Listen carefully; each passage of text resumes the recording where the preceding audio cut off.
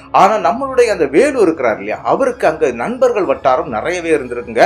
அதனால நண்பர்கள் இந்த மாதிரி சொல்லியிருக்கிறாங்க. அதாவது என்ன அப்படின்னா, கண்டிப்பா நீங்க அந்த இடத்துக்கு வரணும். அதாவது இவங்க படிக்கக்கூடிய காலேஜ்ல சேர்ந்த பசங்க தான்.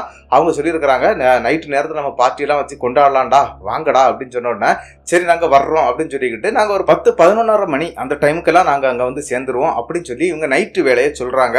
அதே மாதிரி என்ன நடக்குது அப்படின்னு பாத்தீங்கன்னா, நைட்டு வேலையை இவங்க தேர்ந்தெடுக்கிறாங்க. தன்னுடைய அப்பா அம்மா கிட்ட சொல்றாங்க, நாங்க ஆல்ரெடி போயிட்டு வரக்கூடிய இடம் தான், அதனால எங்களுக்கு ரொம்பவே பழக்கம் இருக்குது, ஒன்னும் பிரச்சனை இல்லை, கண்டிப்பா நாங்க போயிட்டு வர்றோம், ஒன்னும் நீங்க பயப்பட வேண்டிய தேவையில்லை, நீங்க நாளைக்கு காலையில வந்துருங்க அப்படின்னு சொல்லிக்கிட்டு இவங்க 4 பேருமே பைக் எடுத்துட்டு கிளம்ப ஆரம்பிக்கிறாங்க.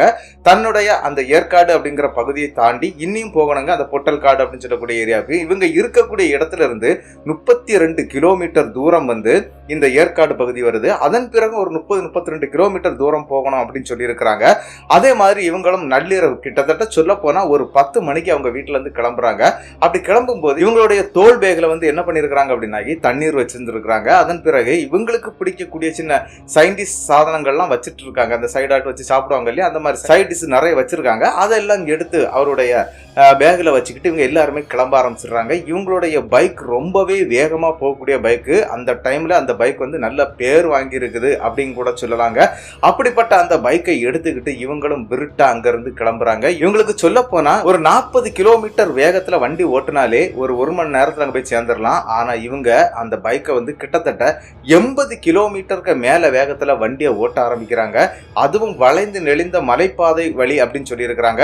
இவங்களும் வேகமா வண்டியும் ஓட்ட ஆரம்பிக்கிறாங்க. ஆனா என்ன நடந்துச்சு அப்படின்னா, ஒரு 15 கிலோமீட்டர் தாண்டும் போது, அதாவது ஏற்கனவே அந்த ஏரியா பயங்கரமா இருட்டா இருக்குமா. என்ன அப்படின்னா, ஸ்ட்ரீட் லைட்லாம் ரொம்ப எதிர்பார்க்க முடியாது. ஆனா இவங்களுடைய ஹெட்லைட் வெளிச்சம் நன்றாகவே இருக்கும். அது இல்லாம 10-10:30 மணி வரைக்கும் வண்டி வாகனங்கள் வேகமா போயிட்டு வந்துட்டு இருக்கும். அதனால இவங்களுக்கு பயம் இல்ல. அந்த மாதிரி தான் இவங்க போயிட்டு வந்திருக்கிறாங்க.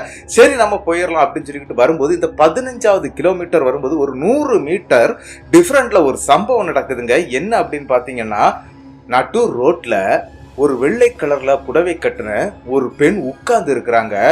அதை இவங்க 2 பேரும் 100 மீட்டர் தூரத்திலே பார்த்து வண்டியை ஸ்லோ பண்ண ஆரம்பிச்சிட்டாங்க. இவங்களுடைய ஹெட்லைட் வெளிச்சத்துல தான் அந்த உருவமும் தெரியுதுங்க. அந்த 4 பேருமே பாக்குறாங்க. பார்த்த இடத்துல இந்த முழு வீடியோ நீங்க பார்க்கணும்னா கீழே இருக்கக்கூடிய லிங்கை கிளிக் பண்ணி கண்டிப்பா வீடியோ பார்த்துருங்க. மறக்காம சப்ஸ்கிரைப் பண்ணிருங்க. நன்றி.